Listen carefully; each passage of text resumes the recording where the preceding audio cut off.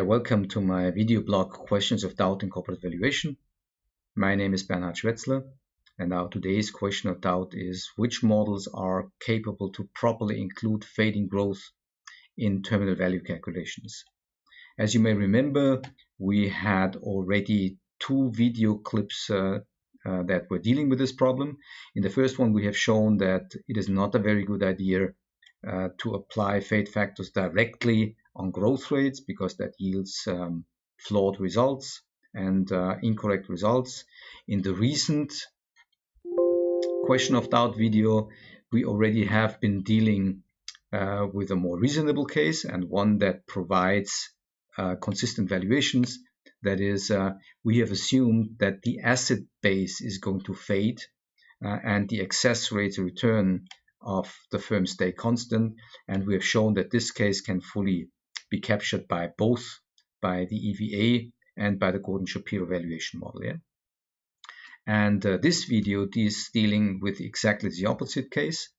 So here we assume that our asset base stays constant to infinity and our rates of return, or to be more precise, our excess rates of return are going to fade, in this case against zero.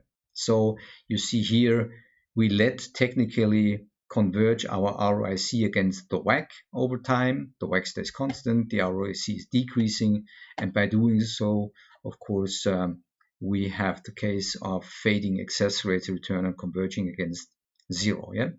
This is the more popular case of these two. You find this case, for instance, some recommendations and valuation guidelines, for instance, for the Austrian CPAs. So we again look at these two models, whether they are able to cope with this case. So here again is our EVA model, where the market value added is the present value of all future excess earnings, and the total value is the book value plus this market value added. And of course, the Gordon-Shapiro model, where we have the free cash flow in the first year, here expressed as the NOPAT times 1 minus the retention rate, and the retention rate is replaced by the ratio of growth over ROIC, and that is then modeled as being a perpetuity that grows at a constant rate, and this is then the final valuation equations. So let's start and look at our EVA case. So you see here that we start out with a positive excess rate of returns, that is the difference between ROIC and WACC, and then we let this excess rate of return decline at a constant rate, a negative rate, of course, here, negative growth rate, that is denoted GXEXR.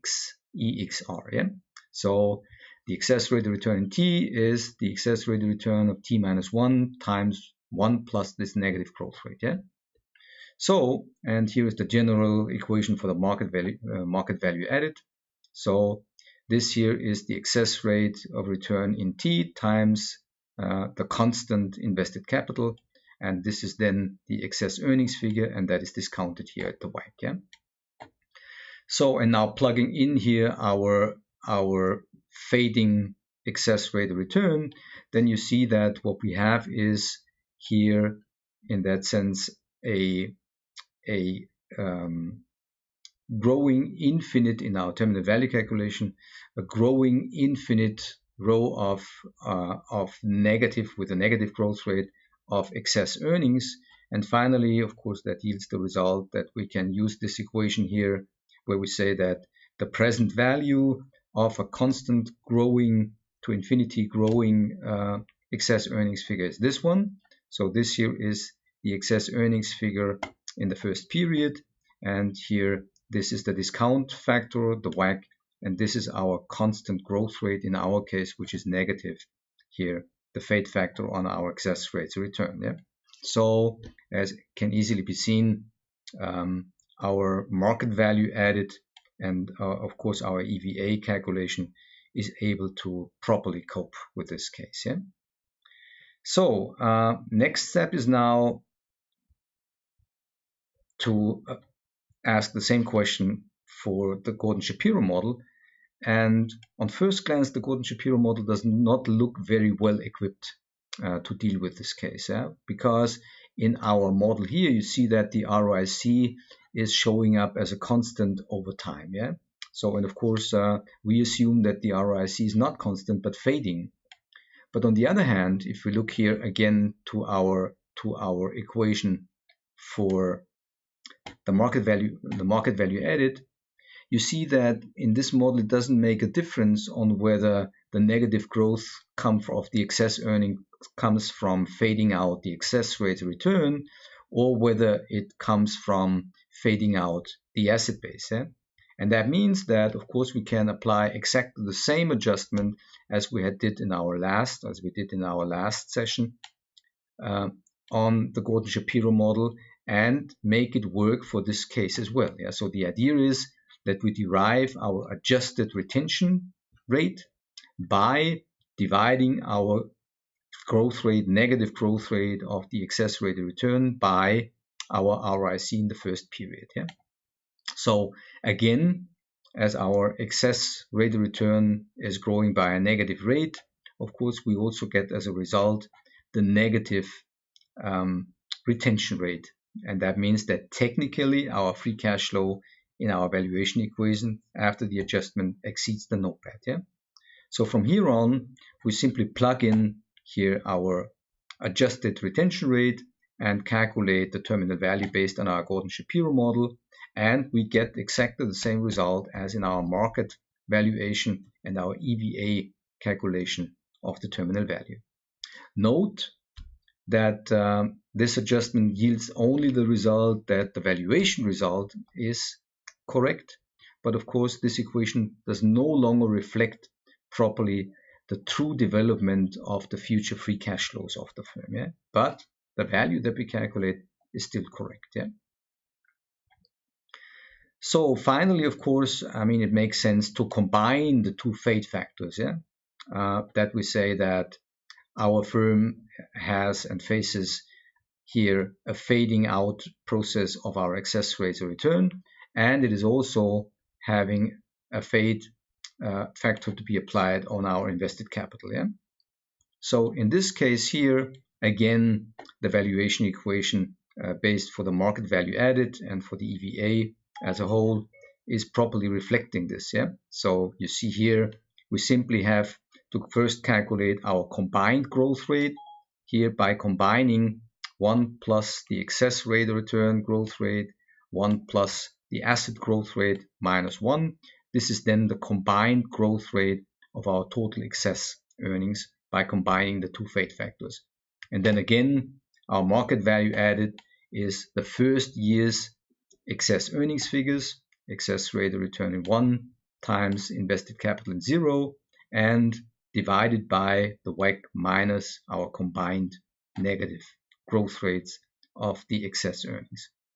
And of course, there is no reason then to not apply the same adjustment for our Gordon-Shapiro model and yield the result that the value calculated after this adjustment with the Gordon-Shapiro model is exactly the same than the one that we just calculated with our market value added and EVA approach. Yeah?